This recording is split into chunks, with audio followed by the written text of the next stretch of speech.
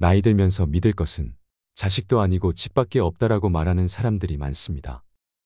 평생을 일해도 내 이름 석자가 적혀 있는 종이 등기필증을 가져보지 못하는 사람들이 많이 있지만 대중교통 환승하는 것보다 쉽게 평수를 넓히고 재산을 불려가는 사람들도 많이 있습니다.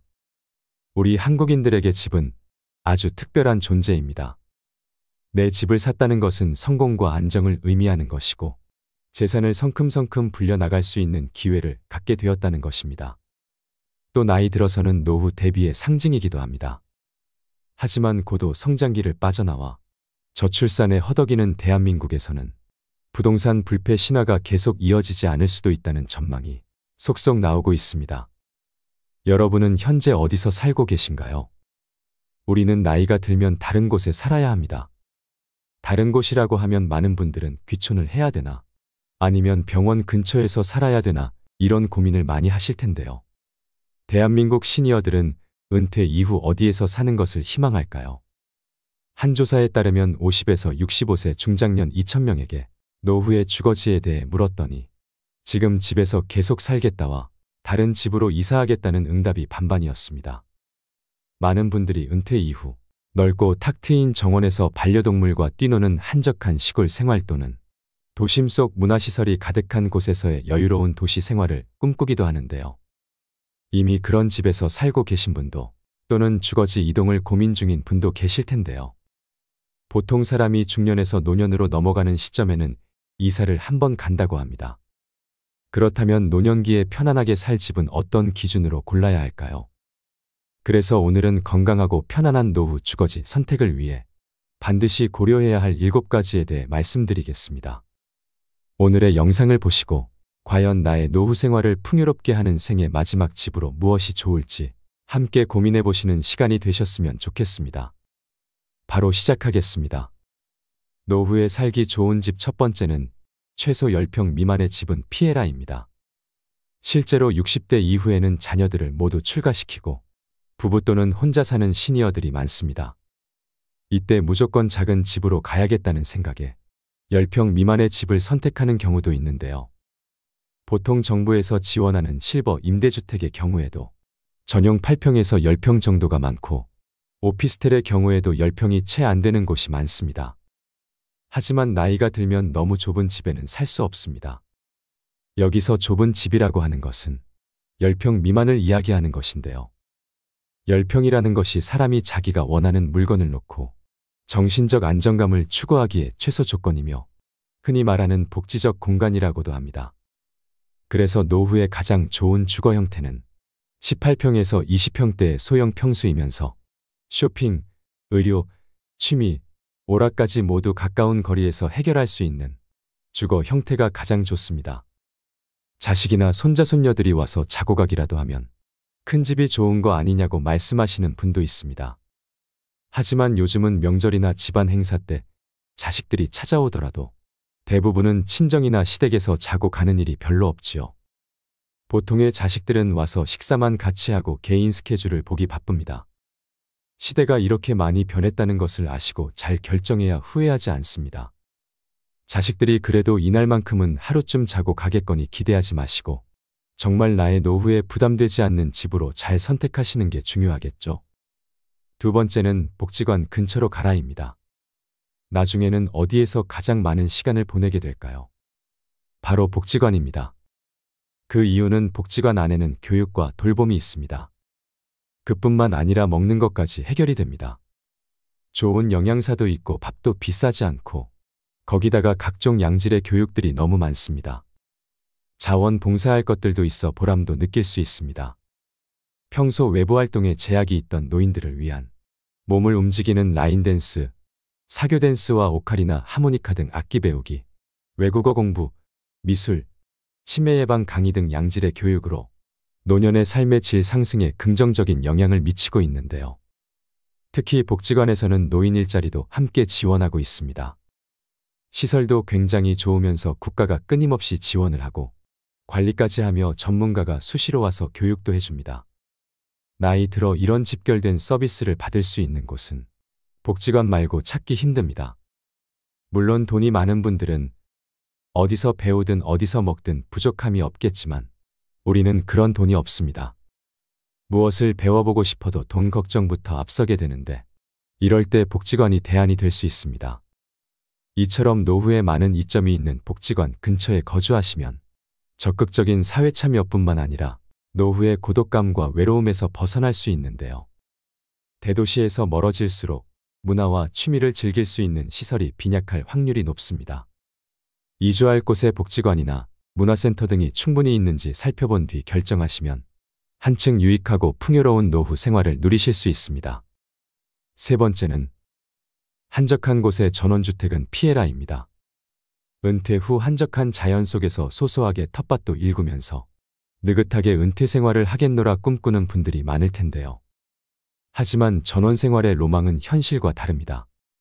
젊을 때부터 전원 생활을 시작한 사람이라면 모르겠지만 번화한 지역에 거주했던 사람은 달라진 환경에 적응하는 게 생각보다 어려울 수 있습니다. 병원과 마트 등 기반 시설도 없고 온갖 벌레의 힘든 주택관리까지 보통 일이 아닙니다. 실제로 60대 이상이 가장 선호하는 거주 형태는 도심의 아파트로 64.2%의 응답률을 보였는데요. 새소리, 물소리가 듣고 싶어서 시골로 이사 갔던 노인들이 도시로 유턴했는데 알고 보니 그 이유가 차소리를 듣고 싶어서였다는 우스갯소리도 있습니다. 전원 생활에 적응하지 못하고 다시 도시로 돌아오는 사람들도 많은 것이 현실입니다. 다들 아시겠지만 노후에는 병원과 각종 편의시설이 가까이 있어야 생활이 편리해지고 삶의 질이 높아집니다. 두 다리 멀쩡하고 운전도 가능할 땐 맑은 공기를 마시며 눈 뜨는 것이 기쁨이겠지요. 하지만 나이 들어 다른 사람의 돌봄이 필요해지거나 혹은 부부 중 어느 한쪽이 세상을 먼저 떠나게 되면 집이 짐이 될 수 있습니다. 전원 생활에 안착했어도 75세쯤 되면 몸에 아픈 곳이 늘어나고 거동이 불편해져서 병원이 있는 도시로 돌아가야 하는 때가 오게 됩니다. 그럼에도 불구하고 나는 건강에 자신 있고 조용하고 자연이 있는 곳을 원한다면 이때는 도심 외곽의 전원 휴양형 주거지보다는 도심에서 1시간 이내 거리의 근교형 입지를 선택하는 것을 추천드립니다. 네 번째는 병원이 30분 이내에 있는 집을 선택해라입니다. 가까우면 가까울수록 좋은 것이 병원이지만 제가 특히 30분을 강조하는 이유는 우리가 기초 의료 서비스에 접근하기 위한 최단 시간이 30분이기 때문인데요. 정말 위급한 상황을 제외하고는 30분 이내에 병원에 갈 수 있으면 됩니다. 이처럼 수명이 길어짐에 따라 건강에 대한 관심 증가와 70대 이후 간병기를 대비해 특히 병원과의 접근성이 가장 중요합니다. 실제로 통계청에서 발표한 바에 따르면 60대 이상이 노후 거주지를 옮길 때 가장 중요하게 생각하는 것으로 의료시설이 가장 선호도가 높다고 합니다. 젊었을 땐 건강하던 사람도 나이가 들면 여기저기 아픈 데가 생기고 병원을 자주 찾기 마련인데요. 고령자들은 스스로 이동하기 힘들고 차량을 운전하기도 만만치 않지요. 병원에 가야 할 때마다 자녀에게 매번 부탁하기도 힘드니 큰 병원에 인접한 곳에 사는 것이 최고 좋습니다. 50대, 60대는 자연환경이나 문화시설 등 다른 요소에 우선순위를 둬도 괜찮습니다. 하지만 70대 이상이라면 건강관리에 더 신경 쓰셔야 하는데요. 주변에 의료시설이 가까이 있어야 몸이 아플 때 빠르게 치료받기가 쉬워집니다. 다섯 번째는 근처에 공원이나 산책로가 있는 집을 선택해라입니다. 65세 이상 시니어들의 야외활동 참여가 점차 증가하는 추세입니다. 즉 노년기에는 늘어난 시간적 여유를 이용하여 산책이나 가볍게 운동을 할 수 있는 공원 또는 산책로가 주변에 있는 주거 환경이 좋은데요. 노후의 건강을 위해서 평소 걷기 운동은 선택이 아니라 필수입니다. 집 근처에 가볍게 걷기 좋은 공원이나 산책로가 있다면 여가 시간을 보내기에 안성맞춤입니다. 이처럼 집 가까이에서 산책을 즐기게 됨으로써 몸에 해로운 좌식 생활을 자연스럽게 줄일 수 있게 됩니다. 산책을 꾸준히 하게 되면 혈당치가 낮아지기 때문에 당뇨병이 생길 가능성이 줄어듭니다. 또 관절과 뼈가 훨씬 건강해진다고 하는데요. 골절이나 혈관 수축 질환이 발생할 가능성이 줄어들어 신체는 더욱 민첩해지고 튼튼해집니다. 매일 30분씩이라도 산책을 하게 되면 신체에 활력을 주는 호르몬이 분비되어 노후의 스트레스가 줄어들면서 우울증 예방 효과에도 탁월합니다. 이처럼 건강 증진과 자연 친화적인 환경을 중요하게 생각하신다면 산책로가 근접한 주거지를 고려하셔야 됩니다. 여섯 번째는 자녀와 살아야 한다면 가치보다는 근처를 선택해라입니다. 우리는 자녀와 살고 싶지 않지만 어쩔 수 없이 함께 살아야 하는 상황이 올 수도 있습니다. 많은 분들이 사별을 경험할 때 이사를 생각하게 된다고 합니다.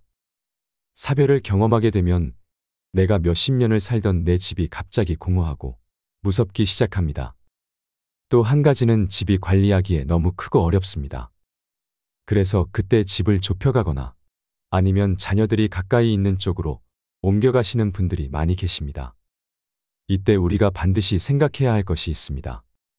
부모와 자녀가 함께 살면 주거비와 식비의 부담이 줄어들고 외로움은 어느 정도 해소될 수 있으나 사위나 며느리와의 관계에서 오는 새로운 관계 스트레스가 생길 수 있다는 것입니다. 따라서 자녀와 함께 살아야 한다면 함께 살기보다는 근처에서 사는 것이 가장 이상적입니다. 손주가 어렸을 때는 손주를 돌보는데 손을 보태거나 성장을 지켜보며 삶의 활력을 얻는 것도 좋습니다. 이렇게 자녀와는 적절한 거리를 유지하는 방법이 노후 생활에서 스트레스를 최대한 줄이면서 현명하게 지내는 방법입니다. 일곱 번째는 대중교통이 잘 갖춰져 있는지 봐라입니다. 어르신들은 나이가 들면 기동력이 떨어지는데요. 이동하는데 체력적, 정신적으로 부담이 덜 한 곳인지 교통 접근성을 고려해야 됩니다. 대중교통이 불편하면 생활 반경이 좁아지고 먼 거리 외출도 어렵게 되어 자칫하면 고립감마저 느낄 수 있습니다. 특히 병원에 갈 때 자녀와 매번 동행하기 힘들기 때문에 대중교통이 편한 곳에서 사셔야 됩니다. 은퇴 이후에도 나는 경제적 사회활동을 활발히 하고 싶다는 분들이시라면 더욱 교통 여건은 중요한 요소로 작용됩니다. 여기에 본인의 소비 성향도 체크하셔야 되는데요. 평소 전통시장을 잘 이용하신다면 마트 편의점이 아무리 가까워도 멀리 버스 타고 시장으로 다니시는 게 어르신들일 텐데요. 은퇴 이후엔 사소한 돈이라도 절약하려고 하시기 때문입니다. 마트나 병원 등 자주 가는 장소는 걸어갈 수 있는지, 걸어가기 멀다면 대중교통을 이용하는데 불편함이 없는지 살펴봐야 합니다. 또 자녀들이 오기에도 힘들지 않은 곳이면 더 좋겠는데요. 가뜩이나 먹고 살기 바빠 자주 볼 수가 없는데 오는 길이 험하거나 멀다면 더 발길이 쉽게 떨어지지 않겠지요. 결국 지하철 등 교통망이 잘 갖춰진 곳에 주거지가 있어야 합니다. 여덟 번째는 유지비용을 따져봐라입니다. 노후 거주지 선택에는 비용 역시 빼놓을 수 없는 요소인데요. 노후의 소득은 줄어드는데 의료비, 생활비 등 돈 쓸 곳은 많아집니다. 노후에 살 지역을 정할 때뿐 아니라 아파트, 단독주택 등 주거 유형을 정할 때에도 비용을 고려해야 합니다. 물가가 너무 비싼 지역이나 관리비가 많이 들어가는 주상복합 등은 피하는 게 좋습니다. 또 청소나 보수 등 유지하는 데 손이 많이 가는 주거 유형은 되도록 배제하는 것이 유리합니다. 또 노후에 자택을 매각한다면 얼마나 받을 수 있는지 금액을 미리 파악해둬야 합니다. 더 나이가 들어서 돌봄 시설에 입소하게 되면 그 비용을 집을 판 돈으로 충당할 가능성이 높기 때문인데요. 내 자식을 키우기 좋았던 크고 널찍한 그 집을 금매로 팔지 않기 위해서라도 미리 노후용 집으로 이사해 두길 권해드립니다. 비용적인 문제로 발생하는 또 다른 대안은 공공임대주택 입주인데요. 재산이 집에 다 몰려있는 시니어의 경우에는 노후 생활비 마련에 큰 어려움을 겪을 수 있기 때문에 목돈을 집에 묶어두는 것보다는 공공임대주택에 들어가셔서 사는 것이 더 지혜로운 선택일 수도 있습니다. 오늘은 현명한 노후 주거지 선택을 위한 조건 8가지에 대해 알려드렸습니다.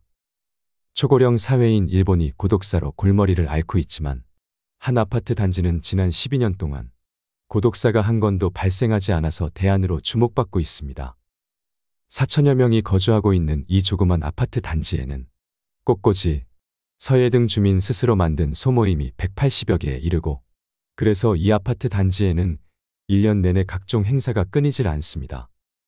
아파트 관리도 주민 스스로 맡아서 하는데 이는 거주하는 노년층의 수입이 되기도 합니다.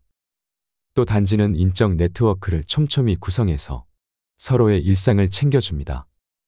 이 사례로 얻을 수 있는 교훈은 어쩌면 나이 들어서는 주변 사람들과 교류하며 서로를 챙겨줄 수 있는 곳에 살아야 한다는 것입니다. 덩그러니 한적한 전원주택은 더욱 신중해야 할 일입니다.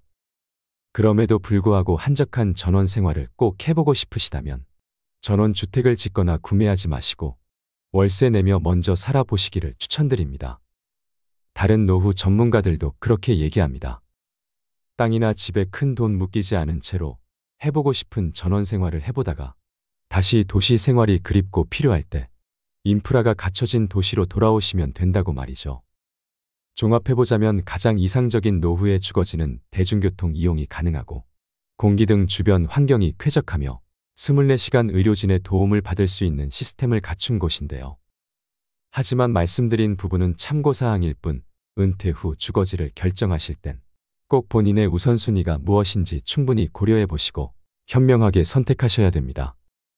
무엇보다 은퇴 이후의 주거지를 결정할 때는 이주의 목적을 명확히 하고 타인의 기준보다는 나를 기준으로 선택해 보셨으면 좋겠습니다. 오늘 자신의 우선순위는 무엇인지 생각해 보는 시간과 함께 앞으로의 멋진 노년을 꾸려나가시길 바랍니다. 오늘도 노후의 지혜와 함께 해주셔서 감사드립니다. 황금빛으로 무르익어가는 여러분의 지혜로운 인생을 언제나 응원합니다.